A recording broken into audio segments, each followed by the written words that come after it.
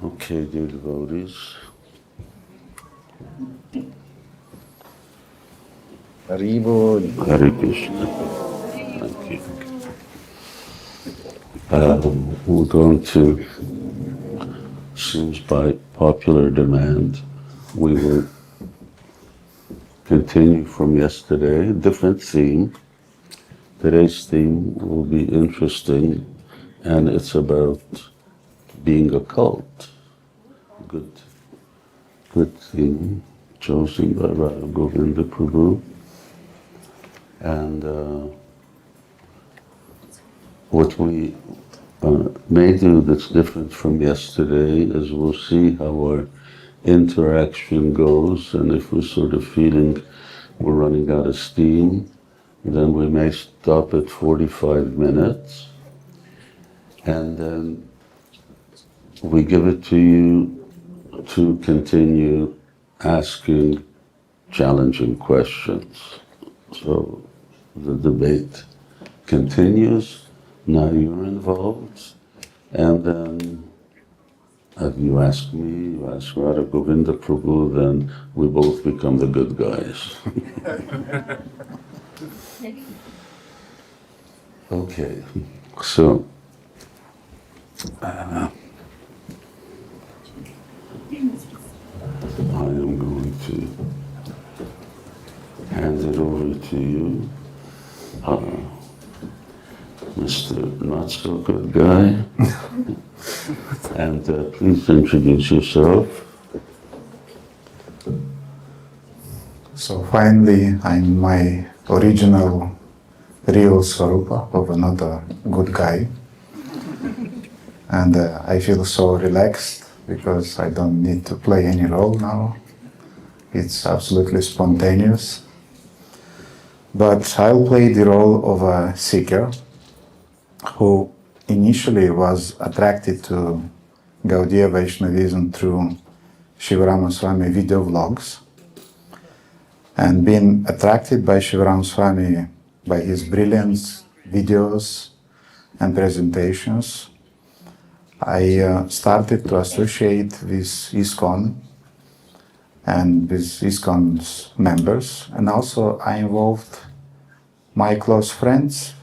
Here is, for example, Nisimha Krishna, Krishna Mala and Keshava Priya, they're from Turkey. We have Manjari and Bhaktipad Goswami. He definitely is not a part of any cult, and he's from Hungary. My wife and me, we are from Romania. So after some years of association with ISKCON, we all became somewhat disappointed. And we are not sure if ISKCON is not really a cult, a Hindu cult, a sect.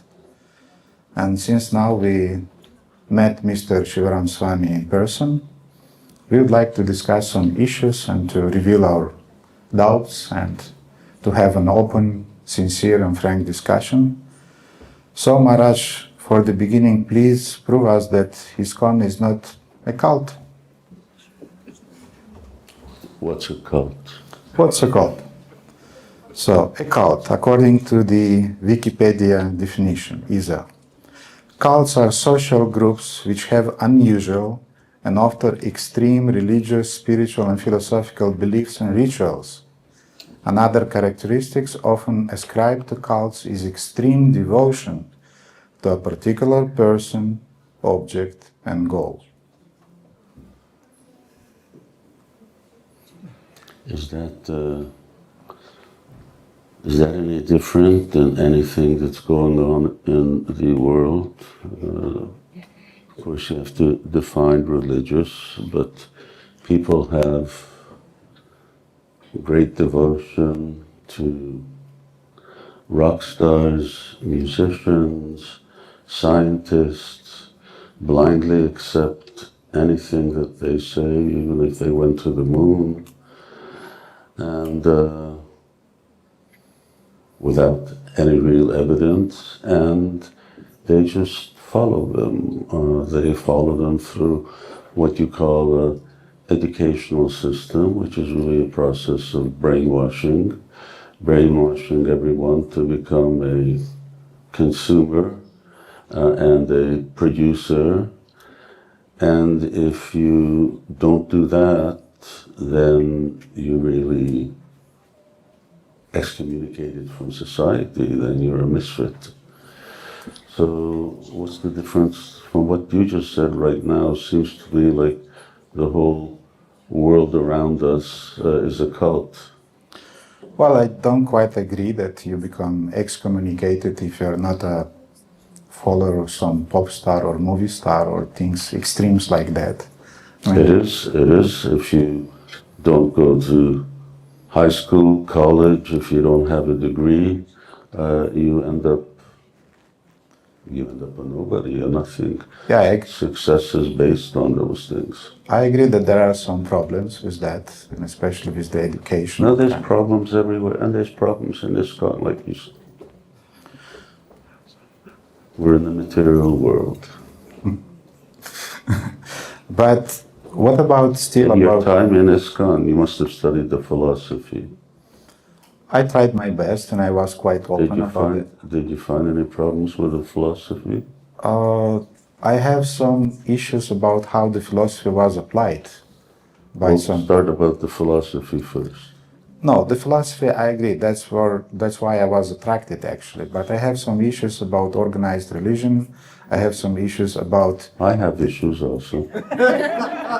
about the history of ISKCON, about even the history of Gaudiya. But you like the philosophy. I like the philosophy. Did you agree that Krishna is God? Yes, certainly Krishna is the Supreme Personality of God, that we agree on that. Okay. And I'm very thankful to you for pointing it out through your video vlogs, to your books, and I really appreciate that.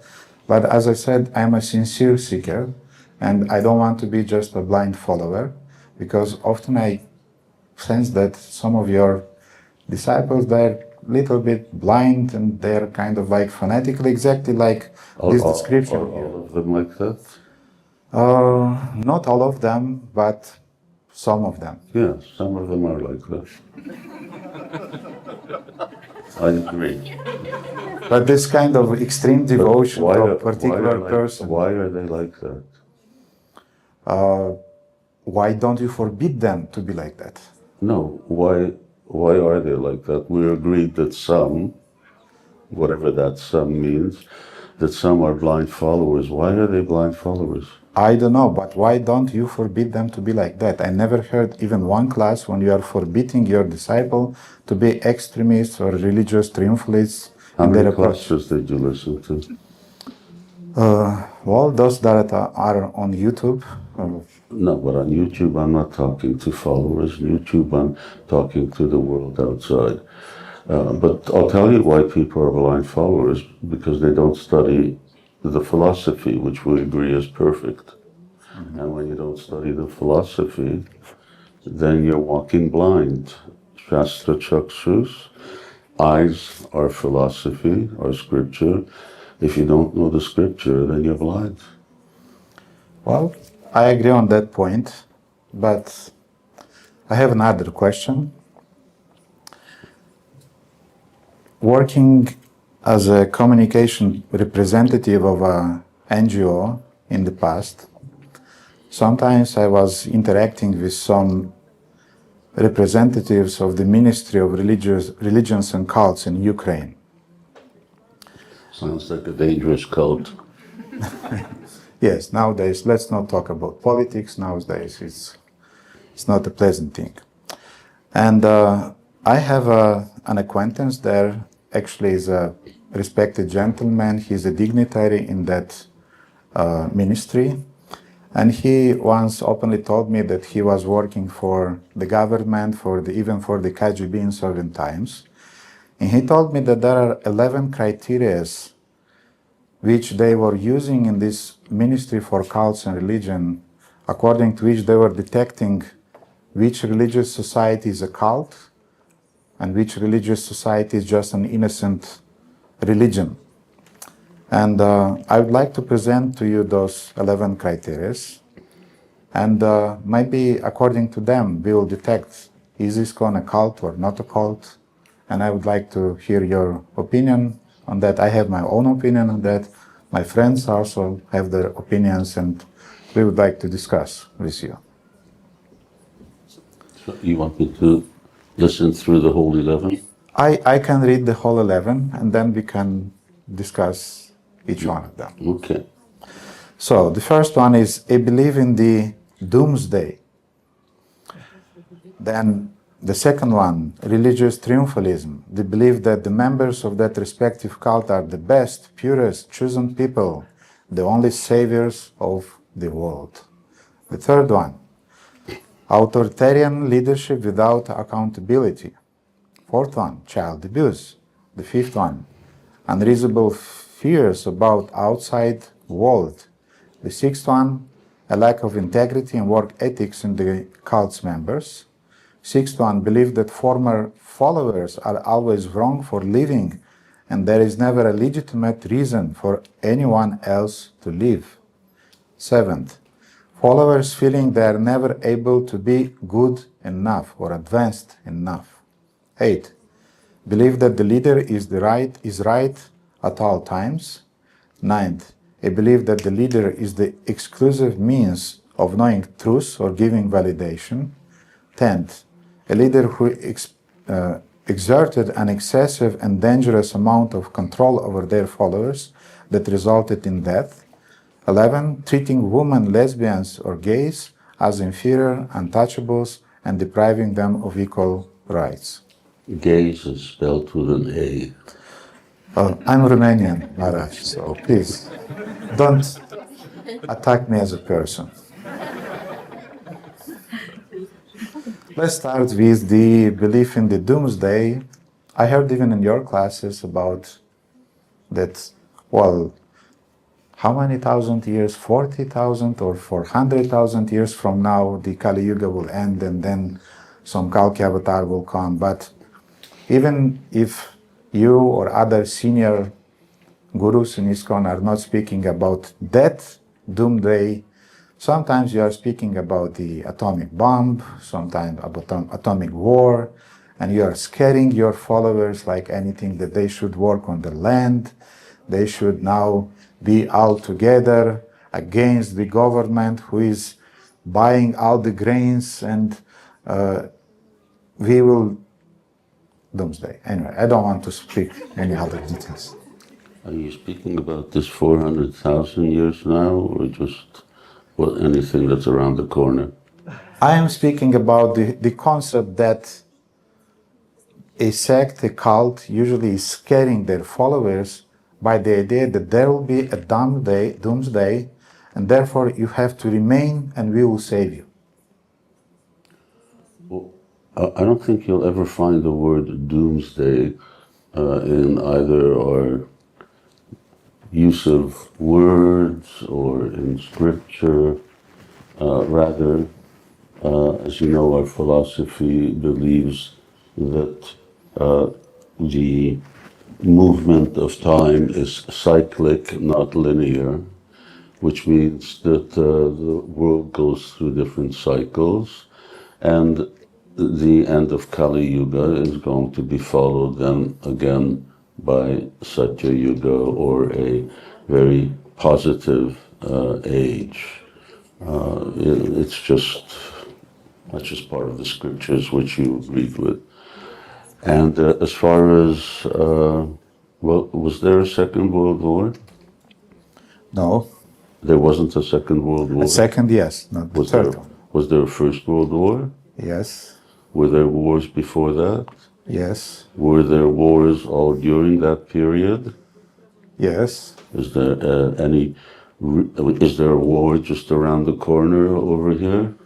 Unfortunately, yes. So, isn't it, it's not particularly just our belief, but as far as I know, you have the Department of Defense in most countries which are very concerned about a possible Third World War, and they make preparations for it. Does that make the governments a cult? No, they make preparations, but they don't scare their followers. I mean, the citizens. They are kind of like presenting in a positive way, in a optimistic way that we may avoid it. But in ISKCON, often I heard that definitely it will be a war. Definitely we have to have even arms, and we have to. Why would there be a war? Did someone say why there would be a war? Because people are so sinful, the philosophy that you agree with, that the world that we live in,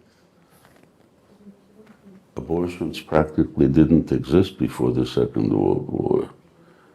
Animal slaughter, the type of violence that people exert on each other, and all of these things, that accumulates. And somehow or another, there has to be a reaction. There's an action and opposite reaction. So that was Mr. Newton who proposed that. So with all that sinful activity, there has to be some kind of reaction, and that's why I said Second World War, First World War, so many wars, Boer War, all over the world, you've got all kinds of reactions taking place. And considering that we're living in a world where people are more sinful than ever before, then you should be intelligent to expect that something's going to be coming around the corner. And if you're smart enough, you can be either a cricket or a grasshopper. But if you're smart enough, then you prepare instead of just fiddling away. Okay, sounds nice, sounds reasonable. I'll think about. Okay, thank you. Let's discuss the second one. Religious triumphalism. Religious? Triumphalism. Triumphalism. Triumphalism. I'm sorry for my thick Romanian that's accent. fine. So, the belief that the members of that respective cult are the best, purest, chosen people, the only saviors of the world. And that I heard a lot, that we are the devotees in Lord Chaitanya's movement. We will save the world, Lord Chaitanya is saving the world. We are the path that is giving to people the real thing, the real religion, Sanatana Dharma. And sometimes the members, maybe even not just sometimes, but quite often the members, they look down to the members of other religions who technically are saying the same thing. Yes, aren't they? Isn't Judaism saying they're the chosen ones? I don't want to say anything publicly about that. Well, it is public. They say it. You said that. They say it publicly. It's not a secret. And doesn't Islam say that they're the only way? And don't Christians quote Jesus Christ, I'm the way, the truth, and the light. No one can come through the Father but through me. Yeah, Maharaj, that's exactly the point. Yeah, but does that make them a cult?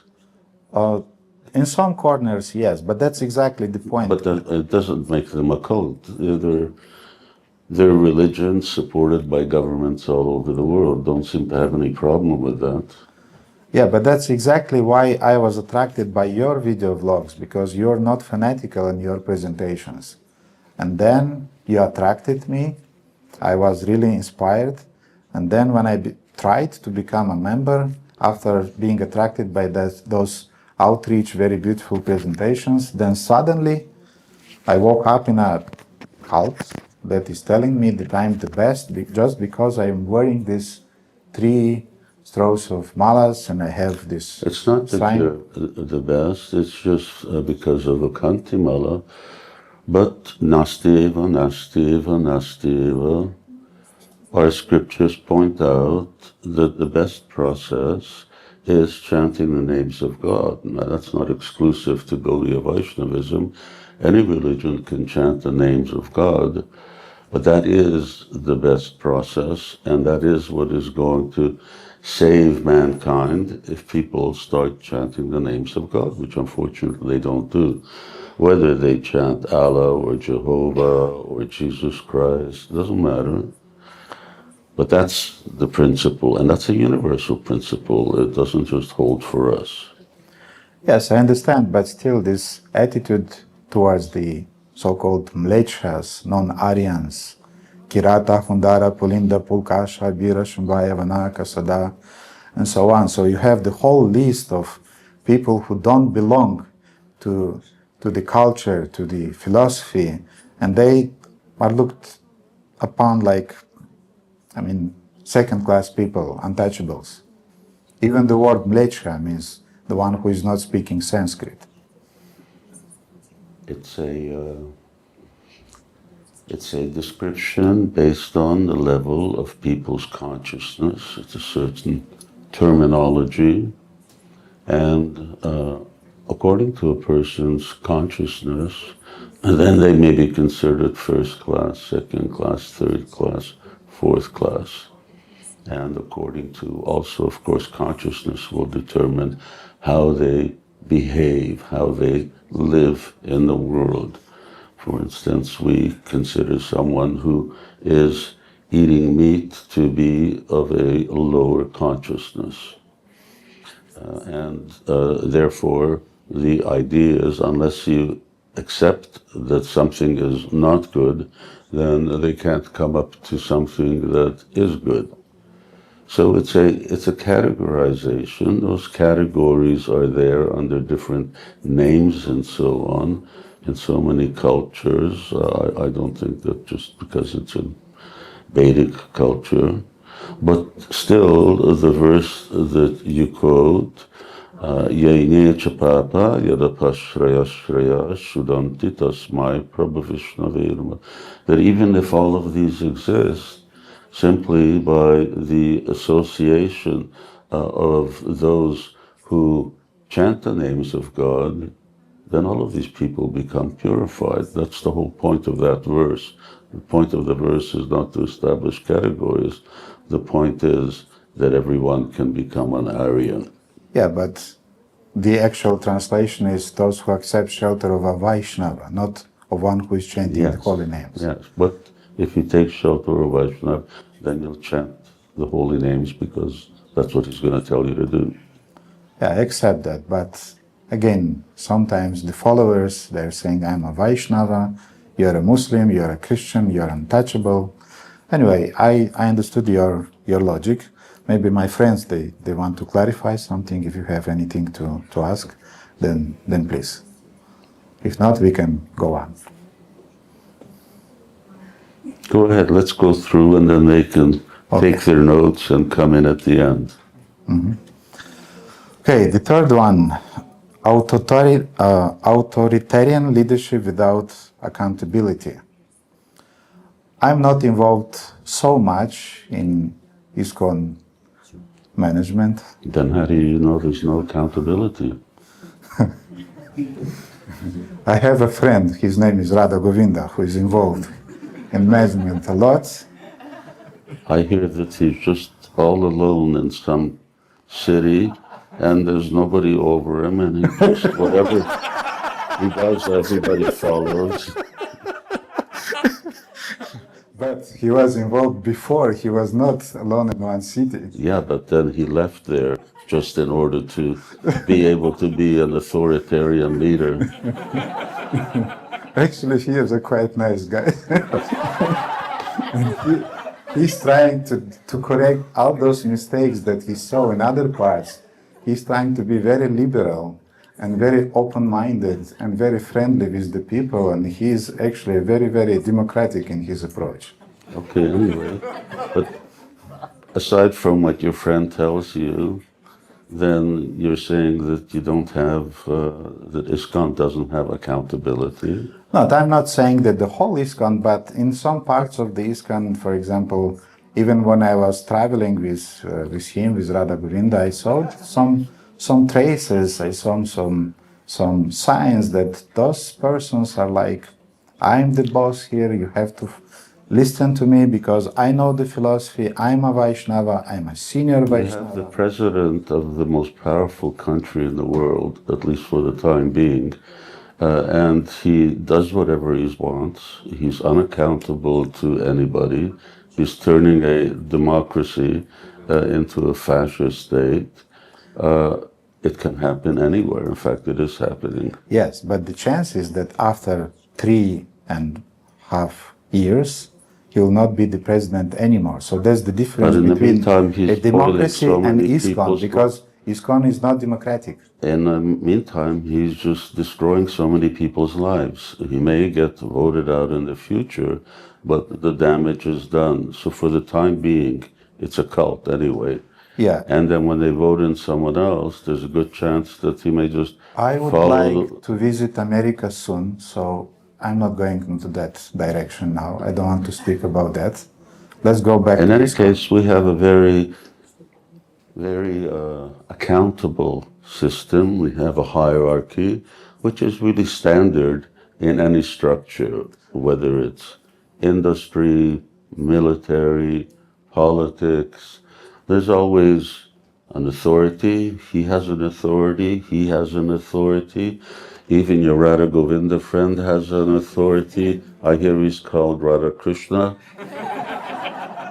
And Radha Krishna also has an authority, which is actually the overall governing leadership of the society, made of 35 people. So no one is, who's unaccountable? Yeah, but I saw a tendency that when they remain a leader for the whole of their lives, after 4 or 5 years, they got worn out, psychologically unstable, and they are just a kind of like, I'm doing my job, leave my way. They are not creative. They are not inspired anymore. Otherwise, if they'll be chosen for 4 or 5 years as leaders... There's plenty of examples in ISKCON where leaders who really lose their actual fidelity to the founder Acharya, that they're then removed. I mean, it's unfortunately quite a long list. So, I mean, that's accountability. It isn't that someone's there for life regardless of what they do. They're there for life provided that they follow the constitution of the movement. So you have a constitution in ISKCON? Yeah. We have constitution, we have articles of memorandum, they have regular meetings, the leadership twice a year, what to speak of continental meetings, and at those times issues and things come up. And for example, there is... I know that. Things used to come up about me regularly. But I used to get corrected that I shouldn't do this and I shouldn't do that. Okay, but for example, let's take... But that's accountability. Yeah, but... I'm telling you because I was part of it for 40 years. I believe you. I believe you. But, for example, there's a member of ISKCON who was abused by a leader. Who has been abused by a leader, for example. What can he legally do in order to... how to say, to protect his rights as a member of the society and to have justice? We have, for instance, a Ministry of Women's Rights. We have a society, or we have a committee that deals with leadership, with gurus. This is just actually to supervise and to deal with people's complaints. And as I mentioned, ultimately, I mean, legally is one thing. Legally, he can just go to court. But the other thing is that he has the opportunity, or she has the opportunity, to appeal. It doesn't mean that it doesn't become, that there's no abuse in ISKCON, there's no misuse of authority. But I just pointed out 380 million people are being directed down the drain just by one person because he's abusing the very constitution of the youngest democratic country in the world. So it happens, and what can you do? There's no perfect system, like you say, of actually the application of the philosophy. And actually, ISKCON is not really necessarily the application of philosophy, but it's how do you organize and manage a religious organization, especially a voluntary one. So yeah, there's going to be shortcomings, but shortcomings don't make a cult. That's my point. And none of these things that you brought up actually make a cult, or as I said in the very beginning, or if they do, then you may as well say that every institution in this world is a cult. Yeah, but I want to join ISKCON, and that's my concern about ISKCON. Other institutions, I'm quite disappointed in them too. So now, being attracted by your presentation, I wanted to come to a place which is free of those material imperfections, because you pretend to be a bona fide spiritual organization. On the light. You can go. You can come to our place in Hungary. You're welcome there. Or I hear there's a new spot open in Romania, in Bucharest. You can take that one, but that's not going to be a guarantee that nothing's going to happen for the upcoming decades, centuries, and so on. There's always a possibility of such things taking place. So you always have the possibility of a Holocaust. Is it never going to happen again? You have no guarantee. You are in the material world. And as long as you're dealing with conditioned souls, that becomes a problem. So the real issue is that as long as there are living entities who are under the three modes of material nature, who have the four defects of conditioned souls, then there's always the chance of being misled. Yeah, it's interesting that from one side you can hear that we will save the world. From another side, in the same classes, you are hearing that, well, it happens, we are in the material world. Yes, yes. But if you strictly follow, then you will save the world. Because if you follow the perfect person, Krishna is the perfect person. So if you perfectly follow the perfect person, then even though you're not perfect, you're perfect. It's always this achintya, what is it? Beda, I know. So, well, it's not so achintya and it's not so beta. It just means that people have to learn how to follow. And the problem is that in the world we live in, the tendency is there to deviate. And it's there everywhere. Why do we have so many juvenile delinquents? Why don't children follow their parents? Okay, thank you, Swami. Let's speak about the fourth one. Fourth one. Yes. Which is? Child abuse. That's the fourth one? Yeah. That's the 10th one, isn't it? No, the fourth one. The 10th one. The fourth one, yeah. I don't want to join a sangha, a organization which even lost some court case, millions of dollars for this horrible thing. Me neither. Fortunately, it takes place. It's part of the abuse, as you're pointing out, abuse of women, the misuse of power, and the misuse of power in this case against most innocent living entities, which are, or humans, which is children. But, you know, I won't get into it, but my understanding is that the educational system in the world that we live in is similarly abuse, child abuse. A different type of child abuse, but you're abusing children.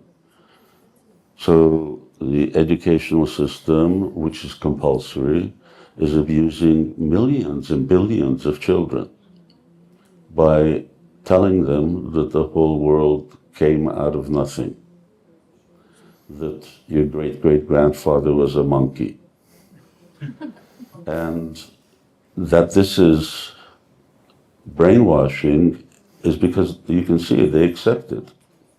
They accept it because they're never taught to think. They just accept to blindly follow. So we blindly follow all of these things that even though my parents and grandparents and so on are not happy following a materialistic way of life, but I will become happy, I know better. But they're not happy. they got to go to psychiatrists, they have to take sleeping pills, they're constantly in anxiety over so many issues, so they're not happy, but yet they're still looking for happiness, but they're just looking for it in the wrong place. Okay, I understand. So yes, child abuse is horrible. Child abusers should be, I don't know, should be killed. What is the guarantee that nowadays, if I'll bring my kid to ISKCON, it will not be abused? What has been done regarding that by your organization, so that I understand that it's not a cult anymore? Well, there's no guarantee for anything. There's no guarantee that Frankenstein doesn't exist. So there's always the possibility of everything. But for instance, the 98% of the abuse took place in what we call the ashram, as opposed to the classroom. So one thing is that currently, until we have a better structure system, there are no ashrams that I know of anywhere in ISKCON. It is just parents drop off their children in school in the classroom, and they pick them up again. Nothing. The teachers are not meant to be alone with children. There's always supposed to be 2 adults as opposed to just one with any number of children. So there's a whole series of legally acceptable standards that ISKCON is instituting.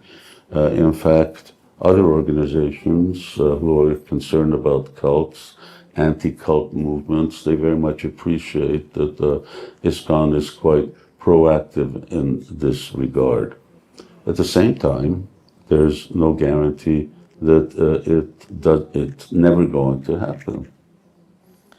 Swamiji, can I ask you a personal question? What you personally did in order to correct that situation and to make safe for the future generations of the children in your movement? I didn't allow either, for instance, in Hungary or then earlier on in London to open ashrams.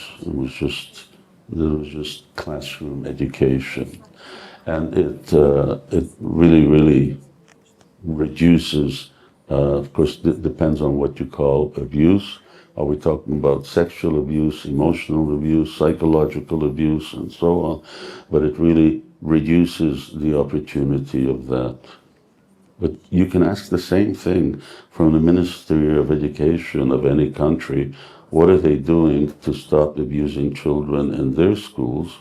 And now I'm talking about abusing them by, as I mentioned before, brainwashing them with things that don't exist. Like something coming from nothing. It's a very, if you get people accepting that something comes from nothing, or that this whole world comes from an explosion, you've got a lot of sick people around the world. Because it's not something that happens in reality. There's no evidence for it. And yet at the same time, if you can get people to believe that, then ultimately you can get them to believe anything. And if you can accept that your great-grandfather was an ape, then people will accept anything. And that's exactly what these are. These are litmus tests of just exactly how badly abused children, and then as they grow up, adults are. Mm-hmm. Yeah, I've been to school, I felt it, I agree with it. Yeah. So it's a cult. It's a destructive cult. And it's destroying people's opportunity to understand who they are. One school in the world, just one, who starts off teaching their children who you are. Is there? No. No. But isn't it relevant? It But is. why don't we do that? It's not a secret. They don't do it because they don't want people to know who they are. And that's exactly what I want to Yes. to speak about. It's the second one. Okay, but are you worried about this big cult all around us, I am. which we're actually living in? I am. Therefore, I want to join ISKCON, but I'm not sure that. Okay, but in the meantime, you're living in that one. And have you got a job? No. You mean you're bum? I'm preparing to become a Hare Krishna. Oh, I thought you were preparing to become a professor. Yes. We had a Preacher. I want to save the world. teacher. And you know what Prabhupada says, teacher means cheater. Yeah. But the fifth one is unreasonable fears about the outside But you know how world. deep that brainwashing is? You are coming again and again to that point. I accepted I'm it. coming. No, I just want to give you an example. We've got all of these people sitting over here. They've heard this many times. 99% of them don't believe it. And they'll send their children to get abused in education, and they'll do it themselves, despite the fact that they're Hare Krishnas, that they're chanting.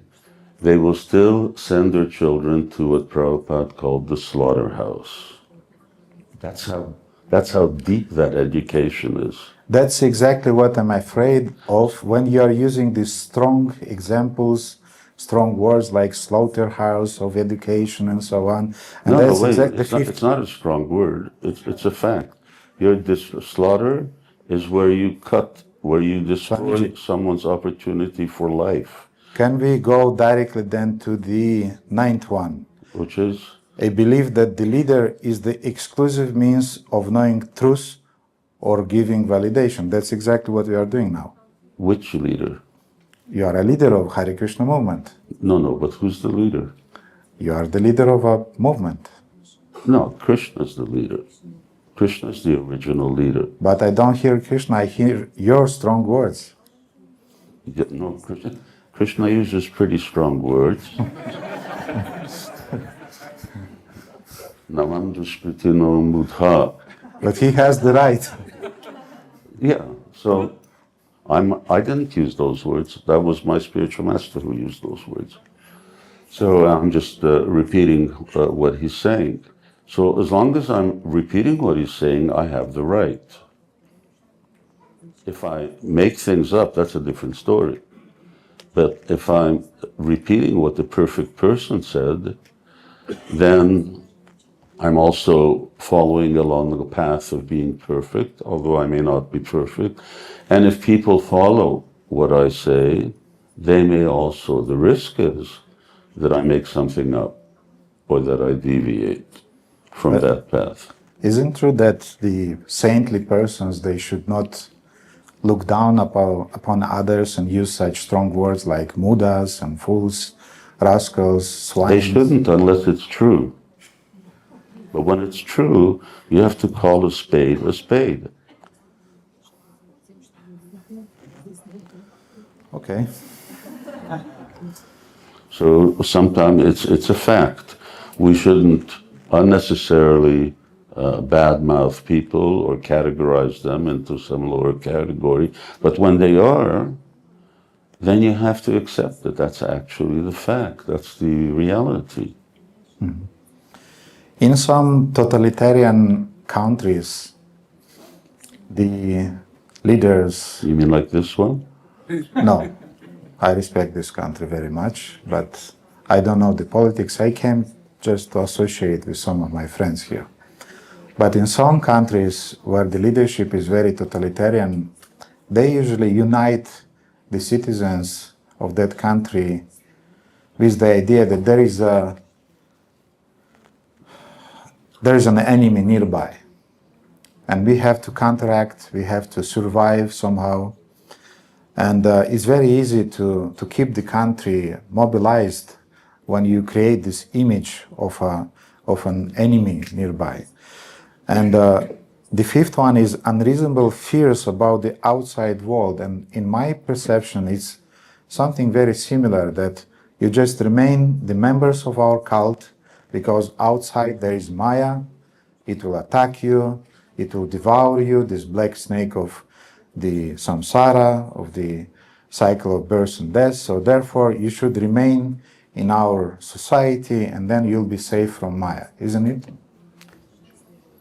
I mean, for instance, here, you've got everybody here is living and working in the world outside. The problem is not people. The problem is what's called the material energy, which people tend to embrace. And that then becomes, call it your enemy. We consider it to be also Mama Maya Durataya. Krishna says it's my energy, it's my potency, but it's a fact that this material potency is what distracts living entities or gives them the illusion that they can be independent of God. So it's not the people who are the problem, it's the fact that the people succumb to the influence of the false ego, of their tendency of this material energy to bring somebody down or distract somebody and take somebody, Krishna Bahir Mukta Hona Bhogavanchakari, to turn away from God. And that's the energy, or that's the thing that we need to fear. You have, I'm just giving, not talking about anything wrong about education. In education, you have an enemy. What's the enemy? Ignorance. And that's true, except for the fact that it's the wrong ignorance that they're worried about. In other words, that you don't know how to split an atom, and therefore we have to do it. But there's always some reason why you have to do something. And there's two reasons. One is a positive and one is a negative.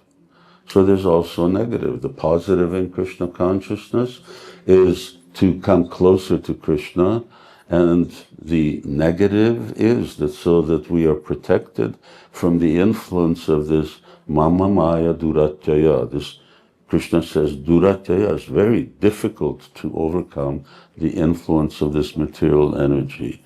Lust, anger, greed, all of these things, which are really being promoted very vociferously in the world that we live in. Mm-hmm.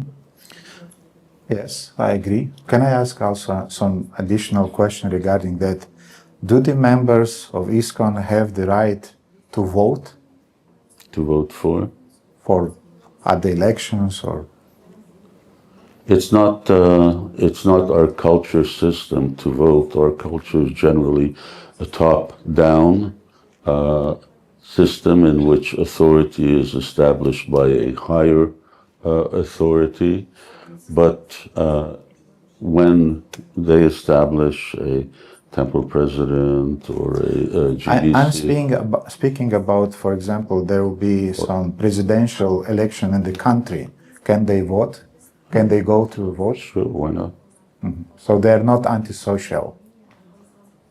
I wouldn't say they're not antisocial, but they can vote.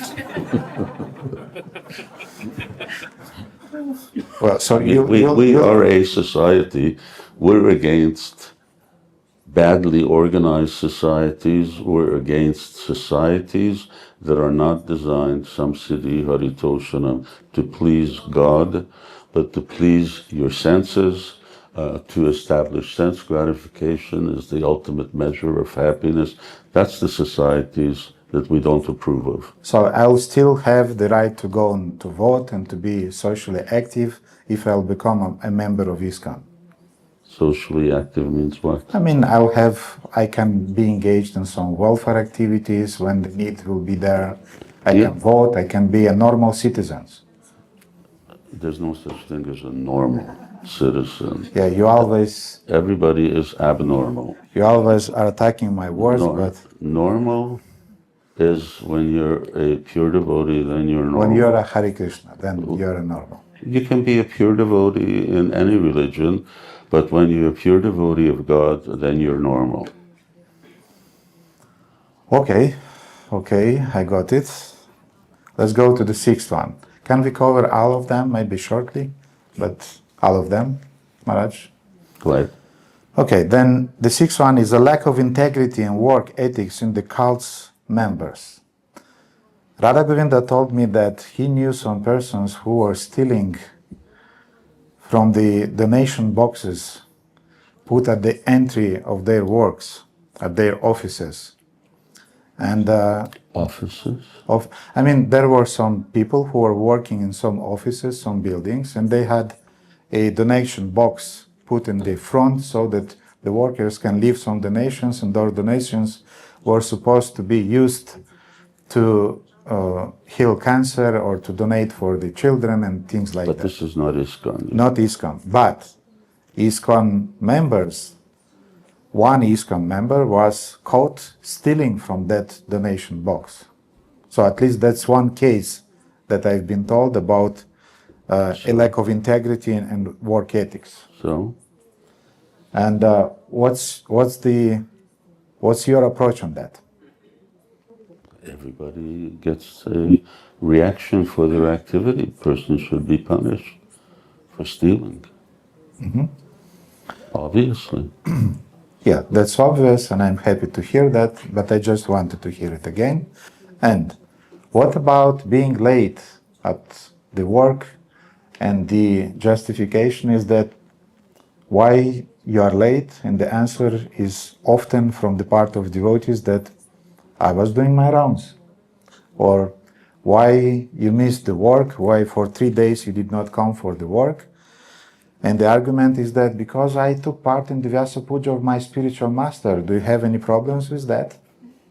It is a problem, and that there is a lack of work ethic. Yes. But it doesn't necessarily originate in ISKCON, but rather this is something that's already going on in the world around us. I have so much contact with some of our devotee members who are businessmen and so on, and they can't find any workers. They can't find young people nowadays in the world who are actually even interested in working. They're interested in getting paid, but they don't want to work, or at least they're doing as little as possible, and what they do is necessarily quality. So yes, the problem is that this is the material that we have to work with, and then it comes into Krishna consciousness. Yes, work ethic. I have, we have jewelry made for our deities, and it's not possible to find jewelers anymore who actually make really fine quality small things, because no jeweler's interested in that. All they want to do is just pour some gold or silver into a mold and sell it, because it's fast, it's cheap, and you get much greater profit. So yes, we're living in a world where work ethic is going out the window. Hopefully we can establish that. But keep in mind that we're a relatively young society. So we haven't even reached 70 or 60 years. And it takes time to really put all of the pieces of what it takes for something to actually be a society. For instance, we don't even have our social structure. We know what it is, Chaturvarnyam Maya Shrishtam, but we don't as yet have a social structure where rights and obligations are based upon people's nature and their abilities. So it takes time, and therefore you're going to encounter a lot of problems. But anyway, you should just come back and help get things properly established. You have the observation, you're very observant, Now what are you going to do to correct it? I see all the things that you see, but I didn't leave. Yeah, I have some trust in you, therefore I'm still in the process of thinking what I'm getting involved into. Yeah. Well, the sixth one. Believe that former followers are always wrong for living and there is never a legitimate reason for anyone else to live.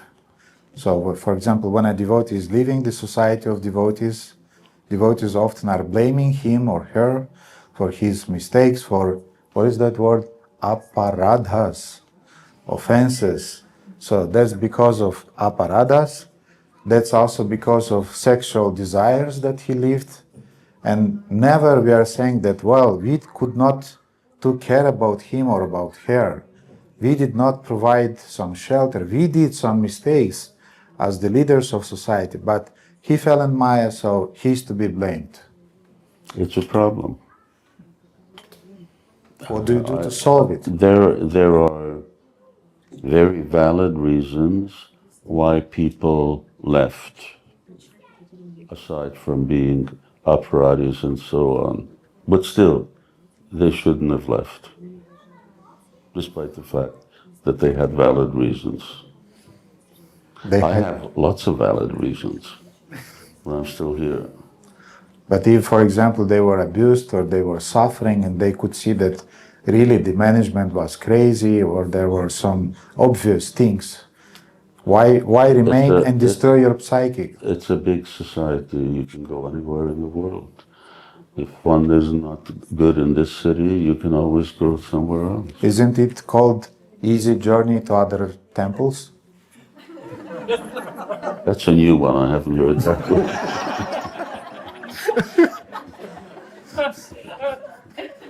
But yes, unfortunately that is the case. That doesn't mean that everybody who leaves. So, Srila Prabhupada himself said, don't be surprised by who leaves, just be surprised by who stays. And Krishna also gives us, yesterday I was talking to a professor, that it's, 1 out of 10,000 of the people outside, or you can say 1% of those who actually come will be able to see it through for their whole lifetime. But they made a start, and they'll continue. In fact, this is one of the first things that you find in the Bhagavatam that Narada Muni says. What does he say? Mukunda Sevyamgatam Saran Mukundangri, and so on. So he says, even if someone falls down, so Narada Muni himself is saying, even if someone comes down in an immature situation, he falls down or he leaves, still the benefit he's gotten is eternal, it's never lost. And so in the Bhagavad Gita, Krishna continues that he'll continue in his next life. But that reason may be valid to leave, and it may be invalid. But Srila Prabhupada said, never leave. So he said, if there's problems, then you stay and you reform. You be part of the reformation. Yes. But that's exactly one of the arguments from the people from the anti-cult movement, which are saying that the cults, that's exactly their arguments, that never mind what happens, you should remain. So what? Big deal. I mean, what do you do? You don't like your teacher in school, so therefore you should drop out of school. Then the argument is you just stay in school. You don't like your father, then you leave home. No, you stay in your family. I mean, everybody wants to, if they're offering something, and if they consider that what they're offering is substantial, then they will say, don't leave to something else which compromises what we started off in the beginning, is this both perfect philosophy and perfect way of life. Because it is more dangerous, and now we discussed this also, that the world we're living in is also a cult. So what does it mean to leave ISKCON? It means just leave the association of devotees. Prabhupada writes in Chaitanya Charitamrita that if someone can't work within ISKCON, that's all right. Then you just stay in the association of your spiritual master. You don't have to be part of the institution. But you don't leave Krishna consciousness. So they're two different things. They should be all one, but they can be two different things. Thank you. I'm happy that I have the option to leave one community to go to another community if something I see that something is wrong. I told you, come to where we are. The problem is that usually Radha Govinda cannot have accommodation when he's coming to New Vrajadam. But that's only because he comes just in festival times when everything is, and he doesn't book early enough.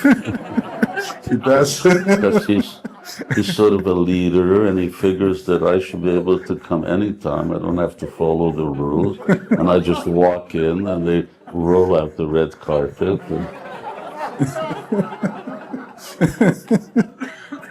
And I'm just joking. They cancel my bookings. Did you book for next year? Arjuna, did you? You see? You're just passing it on to somebody else. I have to delegate, Maharaj. You told me that. Anyway, back to the role. So, followers feeling they are never able to be good enough. I felt sometimes that devotees are always complaining that I'm not yet a pure devotee, I'm not yet at the Shuddhanam stage, I'm very fallen, especially this phrase that I'm very fallen, Prabhu, I'm very fallen. You try just normally to speak that, you sang Harinarayana, you're singing so nicely, the kirtans, and he's saying, no, I'm so fallen, I don't know how to sing, And this is really perplexing because why you can't just have a normal reaction that, yes, I'm singing nicely, yes, I'm speaking nicely. So, but this, I'm not good enough yet. I mean, one aspect is humility, which is certainly a quality that people need to cultivate. The other is that when people want to achieve a goal, if they haven't achieved the goal, but they think that, I'm okay, then how are you going to get to your goal? So you always have to see that there's a dimension that you have not yet reached. So you're lacking in that, and therefore you have to keep going forward. You're driving a car, you're going to a destination. If, you're halfway there and you think, I'm okay, what do? You just, stop and sit in your car? No, you just keep going because you're not satisfied, because you're not there where you want to go, because that's your destination. So until you reach your destination, and there will be certain stages, but still, devotees should also recognize, and they do, that at the same time, I'm very fortunate that I had the opportunity, Brahmanda Brahmate Konya Bhagavan Ji, it's very, Lord Chaitanya says, Bhagavan. So very fortunate, someone has very fortunate that they've come to Krishna consciousness, and that's beyond being good. That's a great, good fortune. Yeah, but that doesn't mean that they're a cult. So, I mean, there's better reasons for this to be a cult. But you'll find some people who will be sort of excessive in that regard, which is called sometimes false humility. What is the concept of self-care and self-love in the Hare Krishna community? Did you ever hear of this phrase, self-love, before 10 years? Not much. Well, not, Yeah, it's a recent not one. at all. Where does it come from? Who made it up? I know one spiritual master in your society who is giving courses on that. So I'm using your term. It's not my term. It's his term, not my term. Yeah, but I heard it Where in in ISKCON. where in the Bhagavad Gita does Krishna talk about self-love? He is quoting verses, interpreting that those verses are speaking about self-care and self-love. He may quote them. I don't know of any verses that talk about self-love, but at the same time, we should recognize who we are.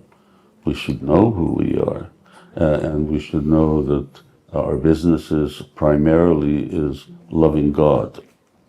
And when you love God, then everybody else is included, including you. So in that sense, there's such a thing as self-love. Otherwise, you're going to get into, what is this all about? Anyway, I don't listen to this person's courses. I already disagreed with some of the other philosophical points. Yeah, but he's presenting it as the opposite of not being good enough. So because devotees, they get into this extreme, I'm not good enough, and so he's arguing that you are good enough. You're good enough to go back home, back to Godhead. On what basis? Because that is Lord Chaitanya's tapi, he's accepting everyone and is giving everyone the opportunity. So yeah, we're good enough. We're good enough because we're spirit souls, mamai vangsa, jiva loka, jiva bhuta, sanatana, and we're part and parcel of God. But we forgot, and therefore we have to remember that. The self-love is not part and parcel of our teachings or philosophy. Not something, phrase that Prabhupada ever used. Mm-hmm. Then why get into there's so many other things that we can do courses on. Why do courses on things Prabhupada never said? Okay. The 8th one, believe that the leader is right at all times. No, that's not true. The leader's not right. The leader is right when he's following the supreme right.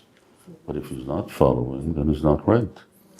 What is the way to contradict a leader when a leader is making a point and logically on the level of just ethics, reason, you understand that he is not right? What is the right way to contradict him? In a polite way, you can contradict your leader. I mean... And it will not be an offense or disobedience? It depends on circumstance.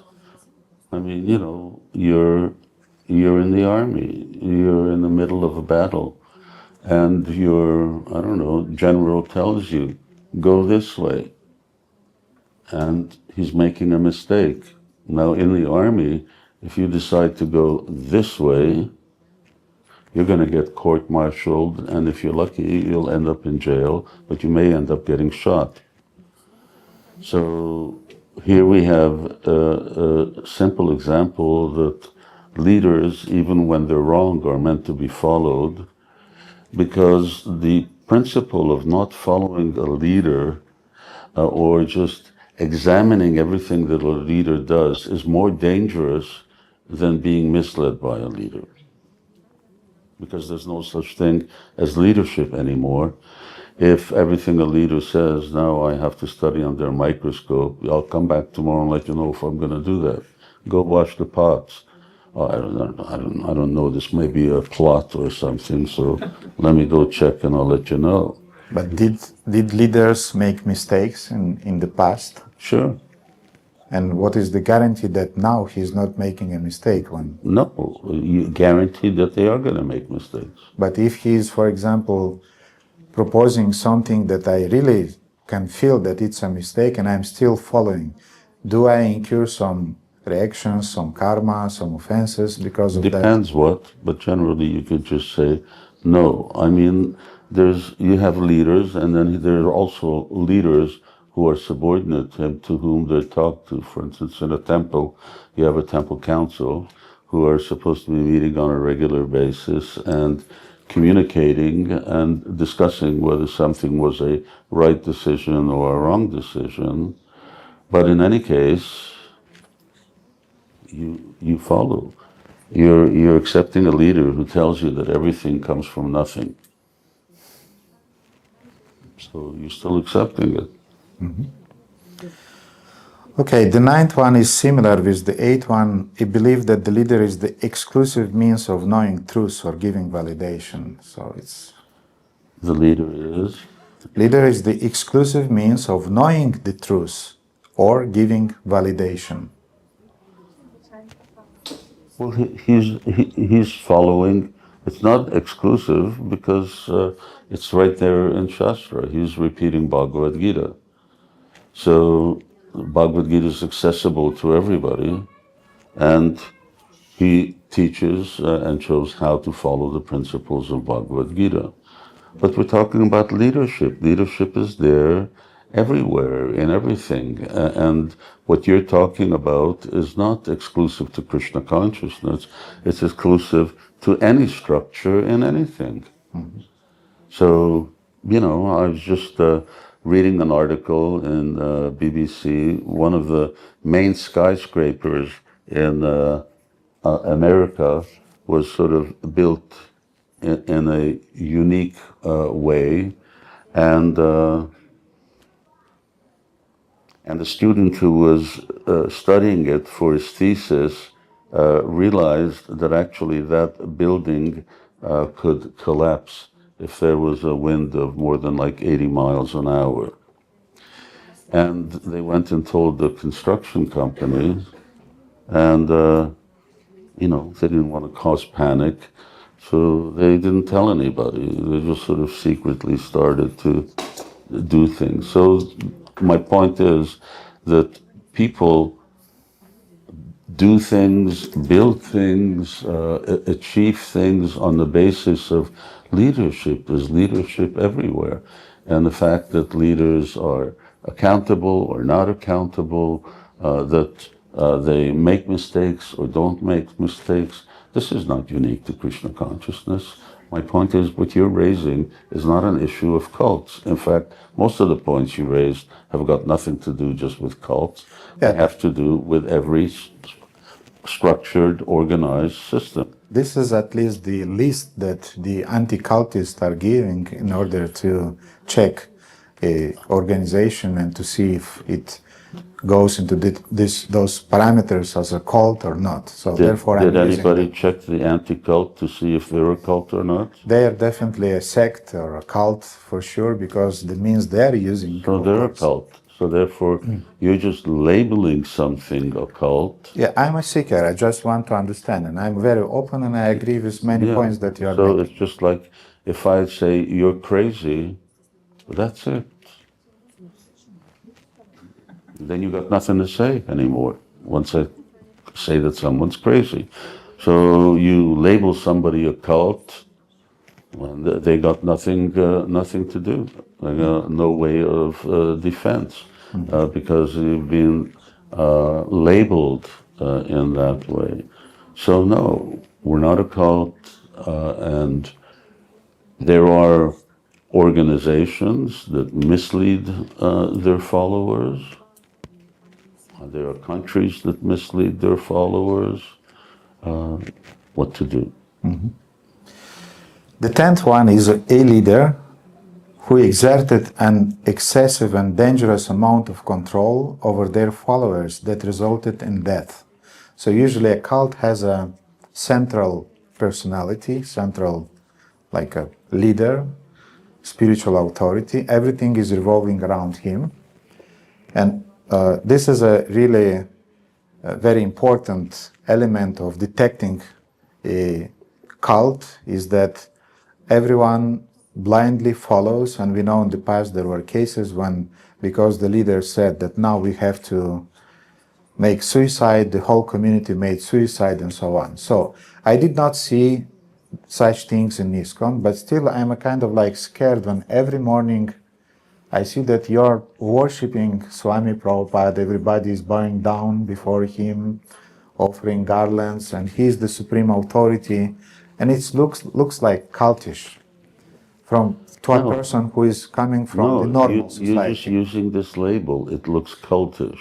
It's not cultish. It's the principle of following.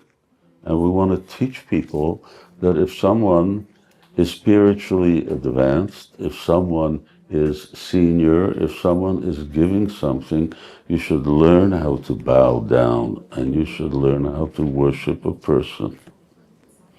Who's the ultimate worshipable person? God. And if someone's properly and perfectly representing God, then they're as worshipable as God. But can't I learn just by listening and by... This is learning. You have to learn. Bowing down is learning? Yes, why? You have to learn how to bow down. But why should I bow down? You should bow down because you don't want to.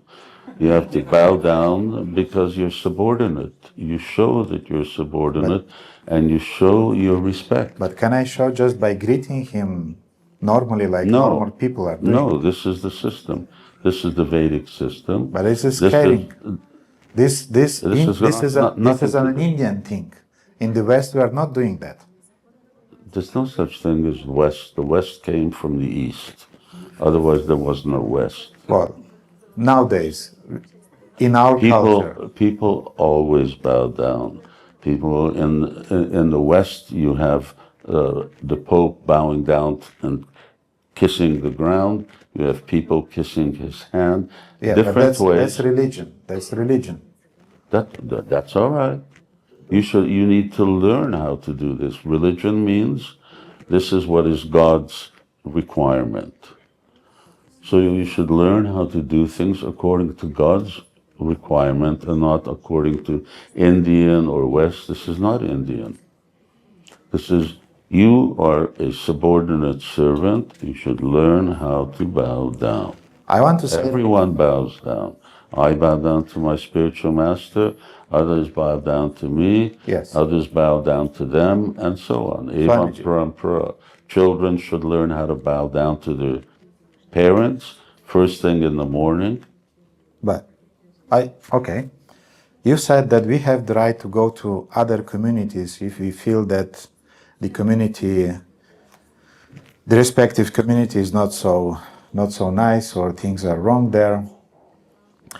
I saw a video in one country in which the initiates, they were not bowing down before their cult leader, before their so-called spiritual master. Why do you keep using this word cult? Because you keep I'm trying to understand what's a cult. No, you're not understanding.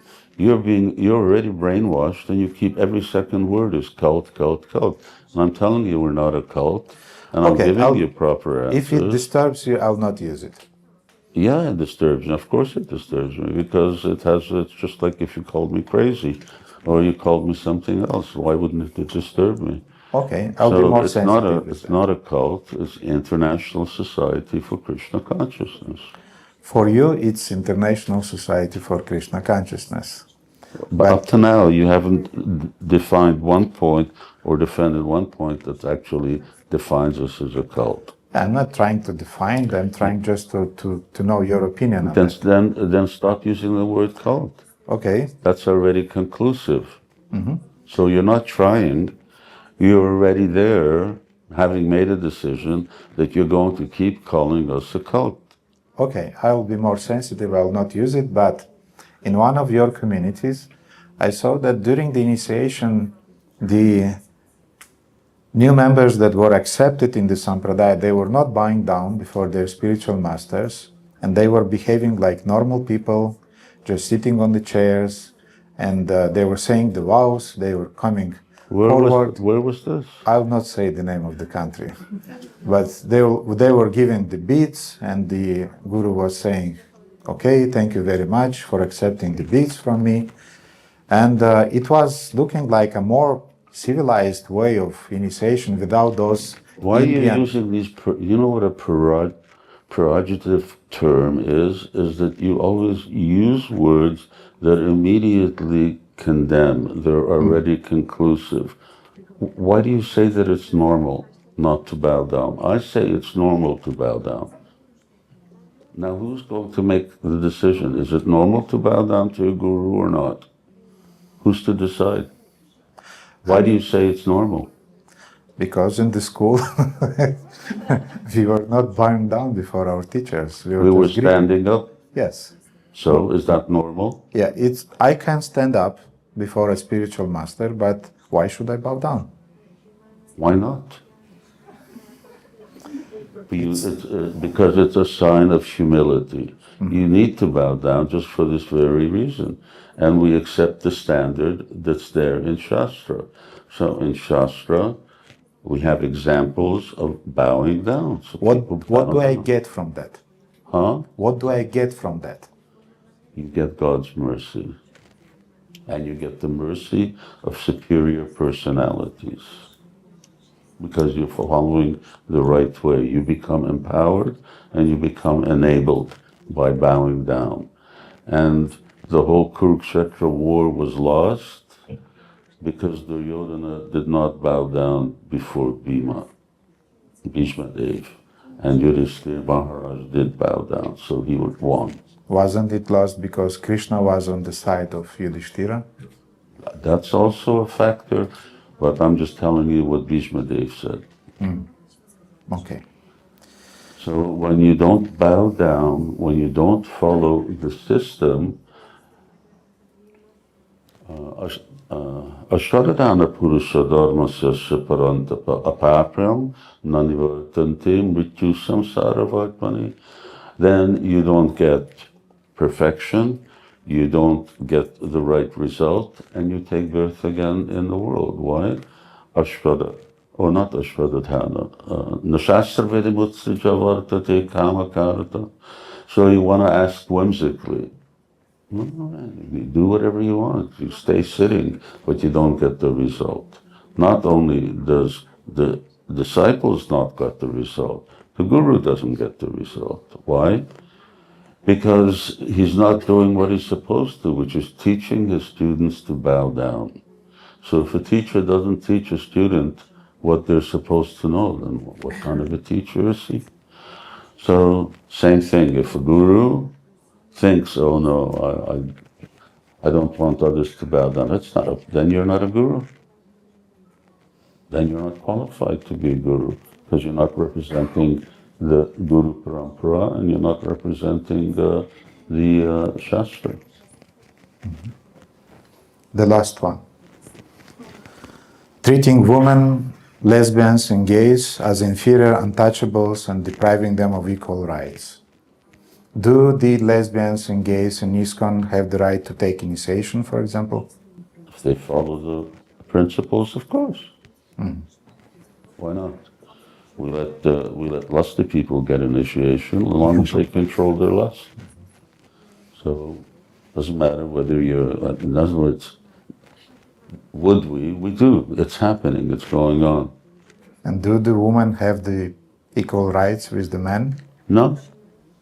Why not? They have different rights. Why not equal? Huh? Why not equal? Because they're different. They're different than men. So they have the right to have children. Men don't have the right to have children. So there's difference, and that's part of the social structure. It doesn't make them inferior. Spiritually, they're equal. Women are weaker, men are stronger. It's just a biological issue. It's got nothing to do with spiritual advancement. Can a woman become a teacher or a guru? They are teachers, but they can't become an initiating guru, no. Why? Because it's not the tradition. Women are meant to be protected, which means that they should always be under the protection of the husband or son and so on. And a guru is someone who should travel and preach and be independent and be able to interact with disciples and so on. It's not the ideal situation, but women are guru, They're guru of their children, they're guru of so many other members of society, just in a different way. But there were guru women in the past who were giving initiation in your tradition. They were exceptional women. They were eternally liberated souls. So they can do. But it's even questionable whether they gave full initiation or just gave initiation into the holy name. But in any case, those level of women can do whatever they like. But we're talking about general conduct. So when it comes to general conduct, then no, it's not a practice. Maybe we should talk about that at another time. Yeah, I have some more other issues about... But you seem to be acting pretty unilateral over here, keeping 100 people here from their supper, just because you want to keep going on. No, it's a rare opportunity, Swamiji, so I just wanted to invest my time in something wonderful, something beneficial. This is the authority in this case.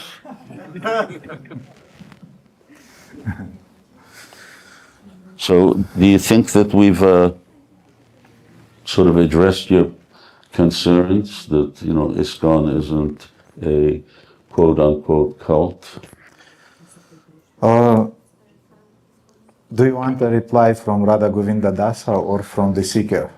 Or, cult or not, are you going to come back? I'm going to come back, sure. But I have some issues with ISKCON, but I believe in you. I trust you. I see your example. I suggest that you go to Bucharest and work with Radha Govinda. He's a very good, trustworthy person. He doesn't mislead his followers, but he will make you bow down.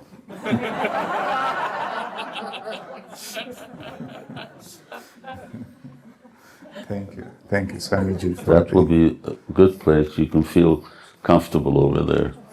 And they don't even have a school at present. There are only 1 or 2 devotees who have children. Yeah. Thank you. Thank you very much. Thank you very much. By the way, what's your name? I'm Radha Govinda Dasa Anudasa. Hare Krishna. Jai Srila Prabhupada ki jai.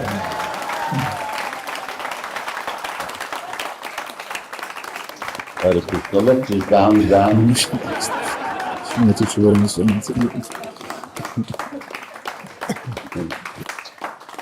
Okay, well, your chances for asking questions just went out the door. Just 2 words, Gurmaj. I tried my best to cover some issues and doubts that usually beginner devotees have, and maybe even older devotees have. Of course, we did not have enough time because I could generate some other questions, but at least in the frame of this topic of cults, I tried my best. I'm sure that if we would have more time, then Manjari Mataji and Nrsimha Krishna and Bhaktipat Goswami Maharaj, Keshava Priya would ask some other follow-ups. But at least that was the intention, to dissipate some doubts that I confronted in the beginning. Because, for example, in Bucharest, when devotees are joining, when they're seeing the announcement on Facebook or somewhere about the programs that we have at the center, the first thing that they're doing, they're going to the Google and they're searching, what is this ISKCON? And they are getting a whole list of issues. Many of them I tried to cover today, and I gave the possibility to Guru Maharaj to dissipate those doubts. So that was the history and the context why I asked those questions. And thank you so much, Guru Maharaj, for this brilliant presentation and brilliantly replying to those doubts and questions. Very, very helpful. I think it'll help the devotees. Thank you for bringing those up. It was a good choice. Made me forget my fever. Hare Krishna, everyone. Srila Śivarāma Swami Maharaj ki, Radha Govinda Prabhu ki.